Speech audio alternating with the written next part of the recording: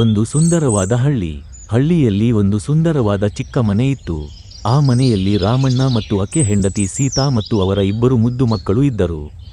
ಕೊನೆಯ ಮಗ ಶಿವನಿಗೆ ಸೈಕಲ್ ಬೇಕೆಂಬ ಆಸೆ. ಇದೀಗ ಸೈಕಲ್ ಕೊಡಿಸುವಂತಹ ತಂದೆಯನ್ನು ಕೇಳುತ್ತಿದ್ದಾನೆ. ಶಿವ, ಈಗ ಸೈಕಲ್ ತಗೊಳ್ಳುವಷ್ಟು ಹಣ ನನ್ನಲ್ಲಿ ಇಲ್ಲ. ಅರ್ಥ ಮಾಡಿಕೊ. ಮುಂದಿನ ಬಾರಿ ನನಗೆ ಸಂಬಳವಾದಾಗ ನಿನಗೆ ಖಂಡಿತವಾಗಿಯೂ ನಿನಗೆ ಸೈಕಲ್ ಕೊಡಿಸುತ್ತೇನೆ. ಈಗ ನನ್ನನ್ನು ಕಾಡಬೇಡ. ಅಪ್ಪ, ತಮ್ಮ ನಿಮಗೆ ಕಳೆದ 3 ತಿಂಗಳಿನಿಂದ ಸೈಕಲ್ ಕೊಡಿಸುವಂತೆ ಕೇಳುತ್ತಿದ್ದಾನೆ. ಆದರೆ ನೀವೇಕೆ ಅವನಿಗೆ ಸೈಕಲ್ ಕೊಡಿಸುತ್ತಿಲ್ಲ? ನಿಮಗೆ ಮುಂಚೆನೇ ಹೇಳಿದ್ದಾನಲ್ಲ ಅಪ್ಪ, ಯಾಕೆ ಈ ರೀತಿ ಮಾಡುತ್ತಿದ್ದೀರಿ? ಮೋಟು, ನಿನಗೆ ಗೊತ್ತಿಲ್ಲವೇ, ನನ್ನ ಸಂಬಳ ಮನೆಯ ಖರ್ಚಿಗೆ ಸಾಕಾಗುತ್ತಿಲ್ಲ. ನಿಮ್ಮ ಅಮ್ಮನನ್ನೇ ಕೇಳಿ, ನನ್ನ ಸಂಬಳ ಎಷ್ಟು ಬರುತ್ತದೆ, ಅದರಲ್ಲಿ ಎಷ್ಟು ಮಿಕ್ಕುತ್ತದೆ, ಮನೆಗೆ ಎಷ್ಟು ಬೇಕು ಅಂತ. ಸರಿಯಪ್ಪ, ನಾವು ಒಂದಿಷ್ಟು ಸಮಯ ಆಚಾಗುತ್ತೇವೆ. ಮೋಟು ಮತ್ತು ಆತನ ತಮ್ಮ ಶಿವ ಅವರ ಮನೆ ಹತ್ತಿರ ಇರುವ ಒಂದು ಅಂಗಡಿ ಹತ್ರ ಬರುತ್ತಾರೆ. ಅಲ್ಲಿಯೇ ಇದ್ದ ಸೈಕಲ್ ಶಾಪನ್ನು ನೋಡಿ ತಮ್ಮನಿಗೆ ಸೈಕಲ್ ಮೇಲಿನ ಆಸೆ ಹೆಚ್ಚಾಗುತ್ತಿದೆ.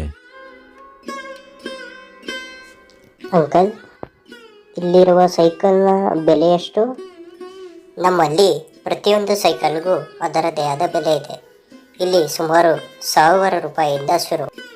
ಅವರ ತಂದೆ ಮಧ್ಯಾಹ್ನ ಮನೆಗೆ ಬರುತ್ತಿರುವುದು ನೋಡುತ್ತಾರೆ. ಇಷ್ಟು ಬೇಗ ಮಧ್ಯಾಹ್ನ ಬರುವುದಿಲ್ಲ, ಅಪ್ಪ ಇವತ್ತು ಬಂದಿದ್ದಾರೆ ಎಂದರೆ ಏನೋ ಇದೆ ಅಂತ ಅವರು ಕೂಡ ಮನೆಯ ಕಡೆ ಹೋಗುತ್ತಾರೆ. ಅಪ್ಪ, ನೀವು ಇಷ್ಟು ಬೇಗ ಯಾವತ್ತೂ ಬಂದಿದ್ದಿಲ್ಲ, ಆದರೆ ಇವತ್ತು ಏಕೆ ಇಷ್ಟು ಬೇಗ? ಏನಾದರೂ ವಿಶೇಷನಾ? ಹೌದು ಮಕ್ಕಳೇ, ನಾವೀಗ ಸೈಕಲ್ ತರಲು ಹೋಗೋಣ. ಸಿದ್ಧರಾಗಿ. ರೀ, ನಿಮ್ಮ ಬಳಿ ಅಷ್ಟೊಂದು ಹಣವಿದೆಯಾ? ಎಲ್ಲಿಂದ ಬಂತು ಅಷ್ಟೊಂದು ಹಣ?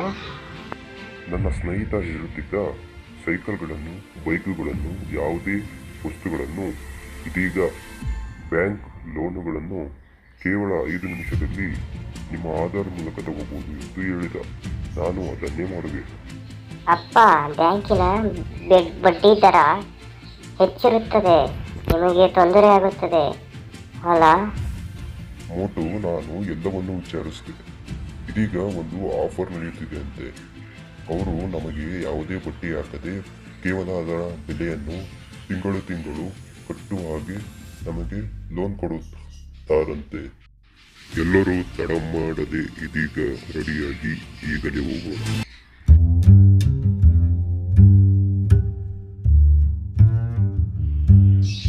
ಬನ್ನಿ ಸರ್, ನಿಮಗೆ ನಾನು ಯಾವ ರೀತಿ ಸಹಾಯ ಮಾಡಲಿ?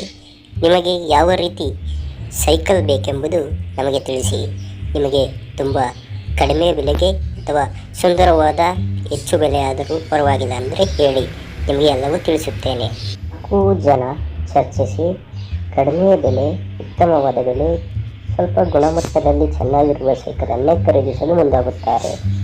ಇದೀಗ ಸೈಕಲನ್ನು ಕೊಂಡುಕೊಳ್ಳುತ್ತಾರೆ. ಶಿವ ಮತ್ತು ಅವರ ಕುಟುಂಬ ಸೈಕಲ್ ಕರೆನ್ಸಿಕೊಂಡು ಮನೆಗೆ ಹೋಗುತ್ತಾರೆ. ಶಿವ ಹೊಸ ಸೈಕಲ್ನೊಂದಿಗೆ ಹೊರಗಡೆ ಆಟವಾಡುತ್ತಾ ಇರ್ತಾನೆ. ಈ ಕಥೆಯಿಂದ ನಾವು ಕಲಿಯಬಹುದು, ತಾಳ್ಮೆ ಮತ್ತು ಬುದ್ಧಿವಂತಿಕೆಯಿಂದ ಯಾವುದೇ ಸಮಸ್ಯೆ ಎನ್ನಾದರೂ ಸುಲಭವಾಗಿ ನಾವು ಪರಿಹರಿಸಿಕೊಳ್ಳಬಹುದು. ಉದಾಹರಣೆ, ಆರ್ಥಿಕ ಸ್ಥಿತಿ. ಈ ಕಥೆ ನಿಮಗೆ ಇಷ್ಟ ಆಗಿದೆ ಅಂದುಕೊಂಡಿದ್ದೇನೆ. ಇನ್ನು ನೀವು ಲೈಕ್ ಮಾಡಿಲ್ಲ ವಿಡಿಯೋಗೆ ಅಂದರೆ ಲೈಕ್ ಮಾಡಿ, ಸಬ್ಸ್ಕ್ರೈಬ್ ಆಗೇ ಇಲ್ಲ ಅಂದ್ರೆ ಸಬ್ಸ್ಕ್ರೈಬ್ ಮಾಡಿ. ಕೆಳಗಡೆ ರೆಡ್ ಕಲರ್ ಸಬ್ಸ್ಕ್ರೈಬ್ ಬಟನ್ ಇದೆ. ನಿಮ್ಮ ಸ್ನೇಹಿತರಿಗೆ ಈ ವಿಡಿಯೋ ಶೇರ್ ಮಾಡಿ.